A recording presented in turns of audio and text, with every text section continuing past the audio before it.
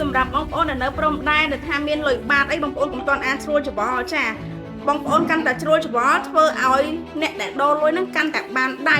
ធ្វើឲ្យបងប្អូនខាតកាន់តែច្រើនអញ្ចឹងយើងកុំប្រញាប់សម្រាប់ទៅពេកចាយើងត្រូវសន្សំ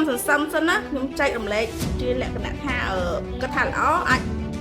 រក្សាទុកគិតថាមិនល្អអាចអូសរំលងទៅចាយល់ល្អបើបងប្អូនកាន់តែសម្រាប់ទៅដោគេកាន់តែប្រទៀបលុយបងប្អូនទាំងអស់គ្នាអញ្ចឹងយើងរក្សាអាប្រជាគម្លាតពេលណាចាកុំទៅសម្រាប់ពេកធ្វើឲ្យអ្នកដូរលុយគេបានដែរគេឡើងគេចុះទៅតែចិត្តគេអញ្ចឹងបងប្អូនគឺជានេះគឺជាឱកាសដែលជនឆ្លៀតឱកាសដែលគេចង់កេងចំណេញលើ